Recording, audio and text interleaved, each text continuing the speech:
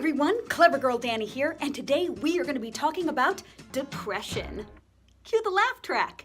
Our country has such an issue talking about mental health, and I'm not gonna lie, I also used to be one of those people who couldn't understand why you can't turn that frown upside down. I want to punch those people in the face now. Because there was this myth that was being perpetuated that you can choose happiness. Now that is one big pile of shit. Now, I'm not gonna say that there aren't good and bad decisions that you can make that will eventually lead to a happier lifestyle, but to say it as if it's as easy as like flipping on a light switch. It's not like it's as easy as deciding whether to put on pants or not. Oh, God damn it, I knew I forgot something. Sometimes you're just sad and you don't even know why, and that's okay. If life is getting you Dern. Make sure you talk to someone about it. I'm actually gonna bring in my friend Brittney to do just that. So, everyone, hold on to your butts, cause here we go.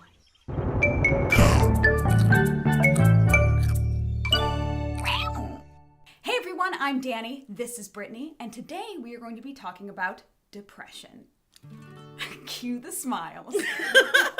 How does depression affect you? Every single day is different. Some people get it, seasonally. And then some people, like myself, are just, it could be a particular week. In my experience, because it's not a constant thing for me. Yeah. I call it circumstantial depression because it was an event-related thing. Yeah. I feel like there should be a version that's related to politics. I agree. There's been an increase, a drastic increase in the rate of people who have depression in the last 50 years. Do you think it's just because people are now reporting it more and seeking help, or do you think it's because of the social climate that we live in? I honestly think it's because people are more comfortable.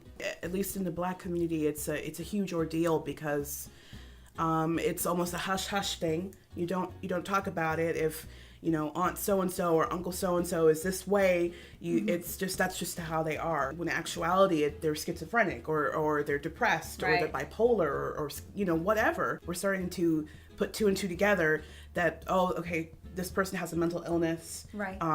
And then here's why they have this outburst or they have this, or they do this, or they commit suicide, or you know what I mean? Like people they're talking about it more because you have to. Why do you think that people are so uncomfortable talking about depression? Everyone wants to put a front that they're really together. They've got their head on their shoulders. They're not affected by trivial things. I think it's not trying to really accept reality because there is so much stuff going on. When I was going through that difficult time, it was hard for me to talk about it, and it was so interesting because it was a pressure that was self-imposed completely. Oh yeah, you feel a ton of guilt. You feel like you're not worth it. You feel like you don't deserve to have anybody to even ask you how your day is. It's a lot of inward shame. Yeah. It's a lot of inward embarrassment. Where do you think that comes from? Is it from the stigma that we have around mental health? Like, where did that even come from to begin with? Honestly, I think it stems from that whole 1950s attitude that you've got to be, the June Cleaver. You don't have any problems. There's no debt. There's no this. Yeah. It was hard for women to talk about these sorts of issues because back in the day it was misdiagnosed as hysteria or it's that time of the month, and which those things can't. Oh yeah, it's a factor. It's a factor. So a lot of times that pain was trivialized. Was there a time when you didn't know what was going on with you? Yeah, I knew something was up. Yeah. But I didn't know really what was happening. I didn't have any energy. I didn't have any, I didn't care about my appearance. I didn't care about, bathing. I'm so glad I actually got diagnosed because I finally had okay, this is why. When I was in college, I had another bout of depression, and I was exhausted. All the time. All the time. I was in a not ideal relationship.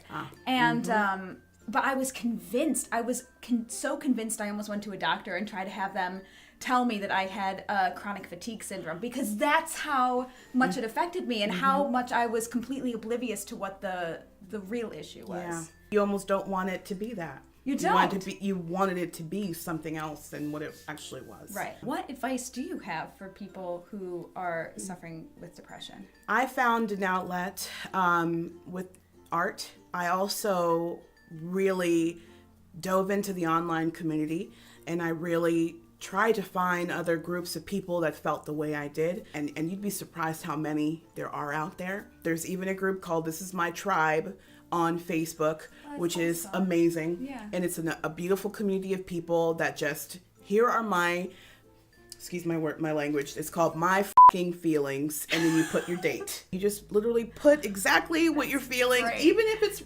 irrational. And you're just like, I don't like the color blue today because I don't fucking like blue. And I don't know why everybody else wants to like blue, but this is how I'm feeling today. You've got so much support behind it. It can be the most ridiculous. Behind the hatred of blue that yes. day. No, that's and they're fantastic. like, I agree. I'm like, you know, or they're like, I never liked it I know either. what you mean. And websites. The Mighty is an amazing website. Go online. There are people there that understand you. There are people there that are loving and wonderful and supportive, and they've helped me a lot over the years. So you use artwork to cope with it. Can you show us some of your pieces? Yeah, sure. Brittney is on Etsy. At where can they find you? Depression Diva, and it's all one word. Battling major depression, one painting at a time. That's my little thing there. I love that. I can be your Vanna White. I am a sucker for color and vibrancy because depression makes you feel lots of grays. So I always try to, or it just comes up that way, try to do different types of art with different types of coloring. I try to bring, you know, an aspect of the African American community as well. I need to know, how did you do these circles up here?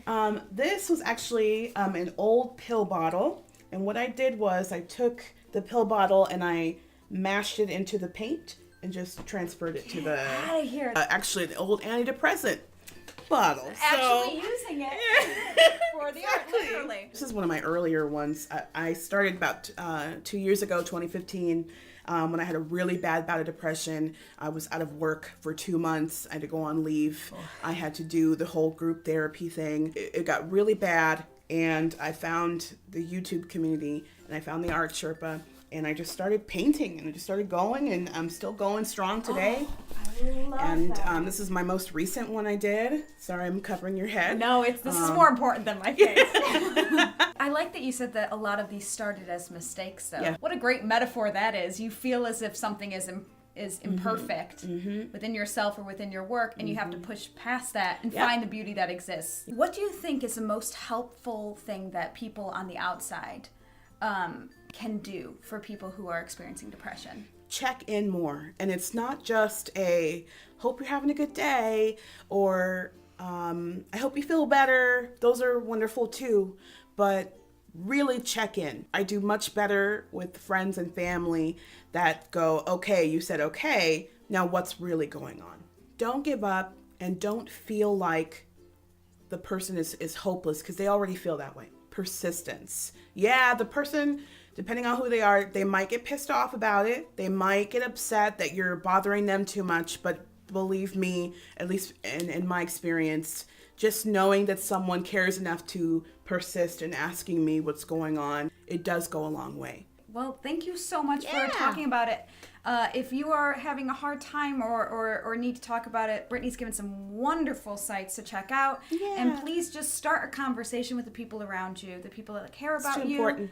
And even those strangers who maybe you've never met, but you share something in common. They'll be on the other side of the world and will be able to help you through some of the darkest times of your life. Thank you, everyone, for watching Clever Girl Danni Interviews. I'm Danni. This is Brittney. Check out her stuff, and we'll see you later. Thanks.